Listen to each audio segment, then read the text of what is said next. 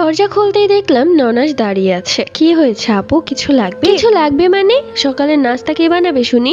আমার এমনিতে অনেক লেট হয়ে যাচ্ছে, তাড়াতাড়ি এসে নাস্তাটা বানাও। আমি একটু অবাক হলাম তার ব্যবহারে, কেননা তারা বলেছিল এরপর থেকে আমার সাথে একটু ভালো ব্যবহার করবে। তো যাই হোক, আমি ফ্রেশ হয়ে রান্নাঘরে গিয়ে দেখলাম এক পাহাড় থালা বাসন পড়ে আছে। এগুলো ধোয়া শেষ হলে তারপর নাস্তা বানাতে হবে। অপরদিকে ননাসেরও দেরি হয়ে যাচ্ছে, তাই আমি তাড়াহুড়ো করে থালা বাসন মাজতে শুরু করলাম। বেশি সাবান হওয়ার কারণে আমার হাত পিছলে পড়ে একটা প্লেট ভেঙে গেল।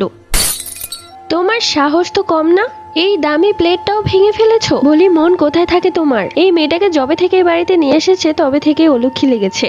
আমার ছেলেটার কপাল খারাপ, দুনিয়াতে এত ভালো মেয়ে থাকার পরও কেন যে অলক্ষীটাই তার ঘাড়ে পড়লো। এখন ন্যাকা কান্না করতে হবে না, তাড়াতাড়ি এগুলো পরিষ্কার করো। শাশুড়ি মায়ের কথা শুনে আমার চোখ দিয়ে অনবরত পানি পড়ছে। তাহলে কালকে তারা আমাকে কিসের পানি খাওয়ালো? কেনই বা এরকম ব্যবহার করছে? কালকে তো বেশ ভালোই ব্যবহার করেছিল, তাহলে কি সেই পানিতে কোনো ভেজাল ছিল? কিন্তু কোনো প্রশ্নই করতে পারলাম না আমি আমার শাশুড়ি মাকে। চোখ দিয়ে পানি পড়ছে এবং হাতগুলো দিয়ে মেশিনের মতো কাজ করছি। সব কাজকর্ম শেষ করে নাস্তা বানালাম। খাবার টেবিলে খাবার ঠান্ডা হয়ে যাচ্ছে, অথচ ইব্রাহিম একটা বারও খাবার খেতে আসলো না। রিয়া কয়েকবার ডেকে এসেছে, কিন্তু তার ভাই বলেছে খাবে না। মনে মনে ভাবতে লাগলাম ওর আবার কি হলো, শরীর খারাপ হয়নি তো? আমি খাবারগুলো নিয়ে রুমে আসলাম, দেখলাম সে অন্যমনস্ক হয়ে কিছু একটা ভাবছে। কি হয়েছে ইব্রাহিম? কয়েকবার তোমাকে ডাকা হলো কিন্তু তুমি খেতে আসলে না কেন? ইব্রাহিম তখন বলল, আমার খিদে নেই তাই খেতে আসিনি। তোমার কোনো সমস্যা? ইব্রাহিমের মুখে এই কথা শুনে আমি প্রচন্ড কষ্ট পেলাম। ওর পরিবারের সবাই আমার সাথে খারাপ ব্যবহার করে, এখন ও শুরু করেছে।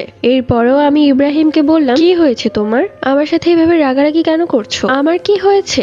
আমার কিছু হয়নি, তোমার কি হয়েছে সেটা বলো। আমি তখন বললাম, আমার আবার কি হবে, আমার তো কিছু হয়নি। গেটের বাহিরে কান পেতে দাঁড়িয়ে আছে আমার ননাস এবং শাশুড়ি মা। ছেলের মুখে চিৎকার শুনে তারা মিটমিট করে হাসছে। আমি আবার কি করেছি ইব্রাহিম?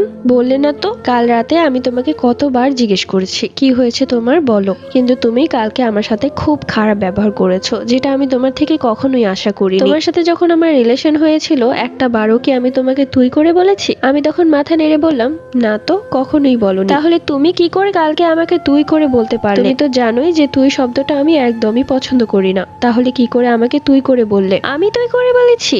কখন? আমার তো মনে পড়ছে না। মেঘা, একদম মিথ্যে বলবে না, আমি শুনেছি তুমি আমাকেই বলেছো, আমাকে মরতেও বলেছো। ইব্রাহিম, তোমার কোথাও ভুল হচ্ছে, আমি এই সমস্ত কিছুই বলিনি তোমাকে। তুমি এত মিথ্যেবাদী। ইব্রাহিম, তুমি আমাকে মিথ্যেবাদী বললে? তুমি আমাকে বলেছো আর এখন অস্বীকার করছো, তাহলে তোমাকে কি বলবো?